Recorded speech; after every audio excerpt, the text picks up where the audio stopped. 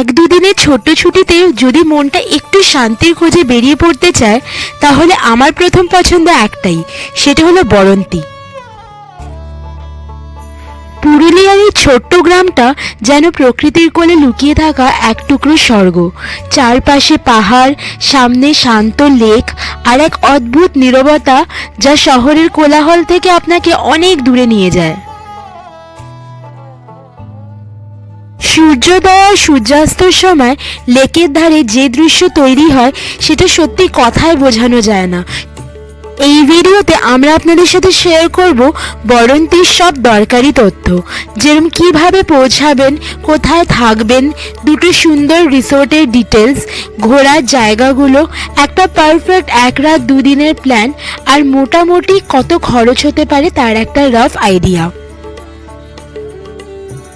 তাই ভিডিওটা একদম শেষ পর্যন্ত দেখবেন, কারণ বরন্তি কিন্তু আপনারও পরের উইকেন্ডের ডেস্টিনেশন হয়ে যেতে পারে। Hello everyone, welcome to our channel wonder with Debritu. চলুন তাহলে এই ভিডিওটা আজকে শুরু করা যাক। প্রথমেই যেটা বলে দেব যে আপনারা বরন্তি পৌঁছাবেন কি করে। বরন্তি যাওয়ার জন্য আপনাদেরকে আগে আসানসোল পৌঁছাতে হবে। আমরা হাওড়া গয়া বন্দে ভারত এক্সপ্রেস, যেটা সকাল 6:45-এ ছাড়ে, ওই ট্রেনে আমরা আসানসোল পৌঁছেছিলাম। এই বন্দে ভারত এক্সপ্রেস 2.25 ঘন্টা লাগায়, 8:30 নাগাদ আসানসোলে ঢুকিয়ে দেয়। তাছাড়া আরও অনেক ট্রেন আছে যেগুলোতে আপনারা আসানসোলে ইজিলি পৌঁছে যেতে পারেন। সেই ট্রেনগুলো স্ক্রিনে দিয়ে রাখলাম, একবার দেখে নেবেন। আসানসোল থেকে আপনারা আদ্রাগামী যে কোনো লোকাল ট্রেনে উঠে আপনারা মুরাডি স্টেশনে নামতে পারেন। মুরাডি হচ্ছে বরন্তির সবথেকে কাছের রেলওয়ে স্টেশন। মুরাডি থেকে বরন্তির ডিস্টেন্স ওই 6 কিলোমিটার। আপনারা মুরাডিতে নেমে টোটো করে বরন্তি পৌঁছে যেতে পারেন। টোটো ওই 150 থেকে 200 টাকার মধ্যে নেবেন।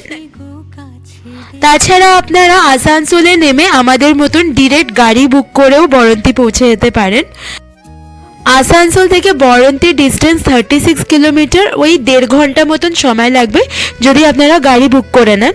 তো আমরা গাড়ি বুক করে নিয়েছিলাম। আমাদের গাড়িতে কত কি পড়েছে সেটা আমরা আপনাদেরকে ভিডিওর শেষে নিশ্চয়ই জানিয়ে দেব। আমরা যে গাড়িটা বুক করেছিলাম ওই গাড়িটাতে আমরা পুরো সাইট সিইংও করেছিলাম। কোথায় কোথায় সাইট সিইং করেছিলাম আর সেটার জন্য আমাদের কত টাকা পড়েছিল সেটাও আপনাদের জানিয়ে দেব। তাই ভিডিওটা স্কিপ না করে প্লিজ দেখতে থাকবেন।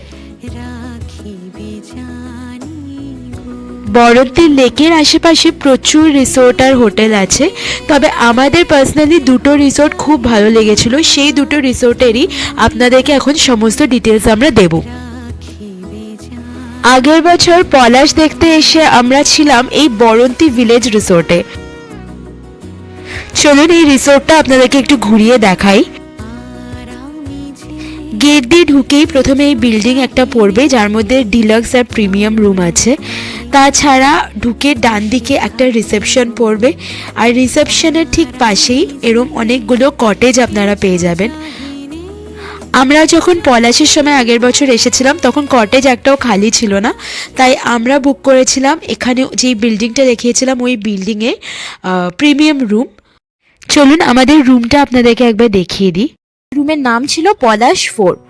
তো এই হলো ঢুকলাম এন্ট্রেন্সই, তারপরে ডান দিকে ওয়াশরুমটা আছে, সেটা আপনাদেরকে পরে আমরা দেখিয়ে দেব।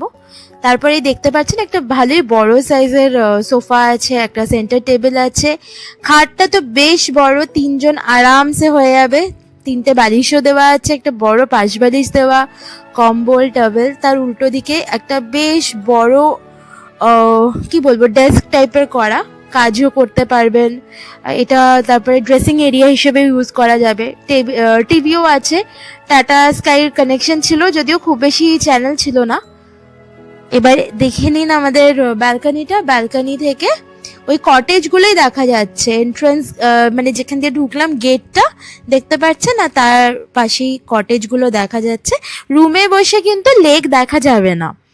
রুমের সাইজ এমনিতে ঠিকই ছিল, বেশ বড়ই ছিল, মানে ছোট রুম না, রুম বেশ বড়। ক্লিনলিনেস ঠিকঠাকই আছে, টপ নচ বলবো না, ঠিকই আছে।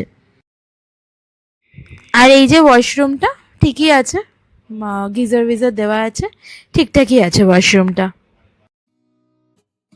আর রুমে দুটো 500 ml এর বটল আর হালদিরামসের চিড়ে ভাজা টাইপের কমপ্লিমেন্টারি দিয়েছে। আমাদের বিল্ডিং এর মতন আর একটাও বিল্ডিং আছে পাশে, আর সেই বিল্ডিং এর নিচেই হচ্ছে এখানকার রেস্টুরেন্ট। আর সোজা চলে গেলে আপনারা পেয়ে যাবেন লেক।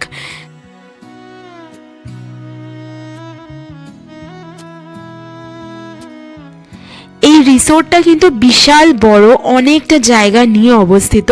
আর রিসোর্টে 4 রকমের রুমস আছে, একটা কটেজ, একটা হচ্ছে লাক্সারি টেন্ট যেগুলো একদম লেকের ধারে, আর তাছাড়া বিল্ডিংয়ের মধ্যে আছে ডিলাক্স আর প্রিমিয়াম রুমস।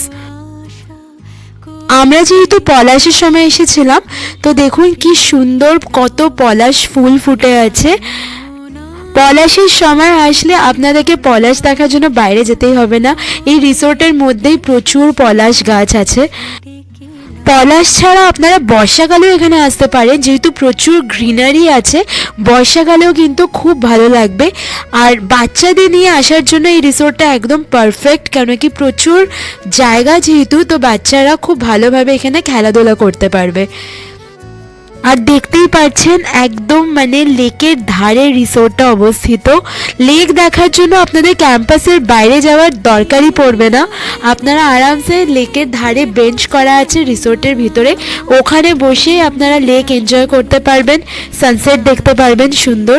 আর এই দেখুন কত পলাশ ফুল ফুটেছিল আগের বছর, এই বছর তো শুনলাম যে এখন অবধি ওখানে পলাশই ফোটেনি। আর আপনারা যদি নিজেদের গাড়ি নিয়ে আসতে চান আরামসে আসতে পারেন, প্রচুর জায়গা এখানে পার্কিংয়ের জন্য। লোকেরা তো ট্রাভেলার নিয়েও এসেছিল, তো পার্কিং নিয়ে কোনো ইস্যুসই নেই।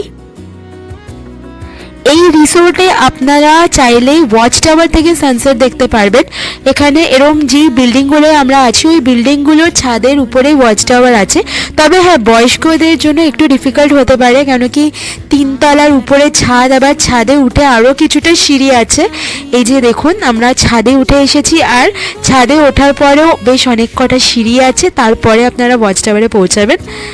তো বয়স্ক বা পায়ের সমস্যা থাকলে উঠতে একটু প্রবলেম হবে, তবে একবার যদি কষ্ট করে উঠে যেতে পারেন আপনারা যা সানসেট দেখতে পারবেন মানে সারা জীবন মনে থাকবে।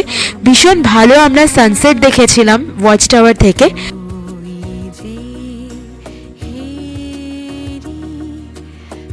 আর এই ছিল রিসোর্টের নাইট ভিউ। রাত্রিবেলায় লাইট জ্বালানোর পরে রিসোর্টটা বেশ অন্যরকম দেখতে লাগছিল। খাওয়া দাওয়াও এখানে বেশ ডিসেন্ট ছিল। আমরা লাঞ্চে নিয়ে নিয়েছিলাম ফিশ থালি, তো ভেজ আইটেমসগুলো এরকম বুফে টাইপ ছিল, যেখানে ছিল ডাল, ভাত আর আলু পোস্ত আর বেগুনি, তাছাড়া আমরা দই মাছ নিয়ে নিয়েছিলাম, তাছাড়া চাটনি পাঁপড়। খাবারের টেস্ট বেশ ডিসেন্টই ছিল। রাত্রিবেলায় চিকেন কারি আর এগ কারিটাও বেশ ভালো ছিল। এইবার বলে দিই আমাদের এখানে কত কি পড়েছিল। আমরা ডাবল বেডেড প্রিমিয়াম রুমে ছিলাম, আপনাদেরকে দেখিয়েছিলাম। তো আমাদের পড়েছিল 2800 টাকা প্লাস জিএসটি। এটা যদিও 1 বছর আগের রেট, তো এখন হয়তো একটু স্লাইটলি চেঞ্জ হতে পারে। এই রিসোর্টটাকে আমরা ওভারঅল 10-এ 8 আরামসে দিতে পারি। তবে আমাদের কিছু কিছু জিনিস মনে হয়েছিল, যেরকম ক্লিনলিনেস আরেকটু ভালো হতে পারে। তাছাড়া যেই রেটে আমরা বুক করেছিলাম রুম 2800 টাকা প্লাস জিএসটি যেটা বললাম, সেটা আর একটু কম হলে ভালো হতো, কেন কি এর মধ্যে কিন্তু ব্রেকফাস্টও কমপ্লিমেন্টারি ছিল না। আর হ্যাঁ, তাছাড়া আপনারা আলাদা এখানে ফুড প্যাকেজও নিতে পারেন। এনাদের ফুড প্যাকেজ 1 বছর আগে আমরা যখন এসেছিলাম তখন অবধি 750 টাকা ছিল per day per head, including all meals. তো আমার হিসেবে আমরা যেহেতু ফুড প্যাকেজ নিইনি, শুধু রুম নিয়েছিলাম, 2800 টাকা প্লাস জিএসটি পড়েছিল। এর মধ্যে অ্যাটলিস্ট ব্রেকফাস্টে ইনক্লুডেড থাকা উচিত ছিল। আদারওয়াইজ রিসোর্টটা খুবই ভালো। সবথেকে বড় প্লাস পয়েন্ট হচ্ছে একদম রিসোর্টে বসে আপনারা লেক দেখতে পারবেন, এনজয় করতে পারবেন। লেক দেখার জন্য বাইরে যাওয়ার দরকারই পড়বে না, আপনারা খুব সুন্দর সানসেট দেখতে পারবেন। আর পলাশের সময় আসলে পলাশ দেখে আপনাদের মন ভরে যাবে। বরন্তিতে আমাদের আর একটা ফেভারিট রিসোর্ট হচ্ছে মহুলবন হিল রিসোর্ট। এই রিসোর্টটা একদম লেকের ধারে না হলেও এই রিসোর্ট থেকে ভিউটাও কিন্তু ভীষণ সুন্দর। রুমের বাইরে থেকে আপনারা এরকম সুন্দর পাহাড়ের ভিউ পেয়ে যাবেন। এখানেও পলাশের সময় আসলে খুব সুন্দর পলাশ দেখতে পারবেন আপনারা। আমরা এখানে ছিলাম গ্লাস রুমে, তাছাড়াও কিন্তু এখানে আরও অন্য রুম ক্যাটাগরিজ আছে, যেরকম double bedroom, triple bedroom, 4 bedded room. আমাদের গ্লাস রুমে পড়েছিল আমাদের 1900 টাকা per person including all meals. এটা 1 বছর আগের রেট, এখন স্লাইটলি একটু চেঞ্জ হলেও হতে পারে। এবার চলুন রুমটা আপনাদেরকে দেখিয়ে দিই। কিছু চাহিনি জননী বলে শুধু ডাকিব, তুমি না রাখিলে গৃহ আর পাইব কোথা, কেঁদে কেঁদে কোথা বেড়াবো। এখানে খাওয়া দাওয়ার টেস্ট ভীষণ ভালো ছিল। লাঞ্চে আমরা খেয়েছিলাম পুঁই শাক, ডাল, বেগুন ভাজা, আলু পোস্ত, কাতলা মাছ, চাটনি আর পাঁপড়। প্রত্যেকটা খাবারের টেস্ট ভীষণ ভালো ছিল। ইভিনিং স্ন্যাক্সে মুড়ি, চা, পকোড়া আর ডিনারে আমরা খেয়েছিলাম চিকেন, রুটি, ভাত, ডাল আর একটা তরকারি। এই রিসোর্টটার অ্যাম্বিয়েন্স ভীষণ ভালো ছিল, তাছাড়া প্রত্যেকটা স্টাফদের ব্যবহার ভীষণ ভালো। এখান থেকে লেক হেঁটে যেতে আপনাদের হার্ডলি 4-5 মিনিট মতন লাগবে। ওখানে রুম থেকে হয়তো লেক আপনারা দেখতে পারবেন না, তবে রুমের বাইরে যে ভিউটা সেটা কিন্তু খুব সুন্দর। এই রিসোর্টটাকে আমরা 10-এ 9 আরামসে দিতে পারি। নেগেটিভ কিছুই নেই, কোনো নেগেটিভ পয়েন্টই নেই এই রিসোর্টে। শুধু হ্যাঁ, বরন্তী ভিলেজ রিসোর্টে আপনারা রিসোর্ট থেকে ডাইরেক্ট লেক দেখতে পারতেন, আর এখানে আপনাদেরকে 4-5 মিনিট হেঁটে যেতে হবে। এইবার চলুন আপনাদের জন্য একটা 1 রাত 2 দিনের আইটিনারি বানিয়ে দিই। প্রথম দিন আপনারা বরন্তীতে এসে যে রিসোর্টে থাকবেন সেই রিসোর্টটা ভালো করে এনজয় করতে পারেন। তাছাড়া বিকেলবেলায় খুব সুন্দর সানসেট দেখতে পারেন আর লেকটা ভালো করে এনজয় করতে পারেন।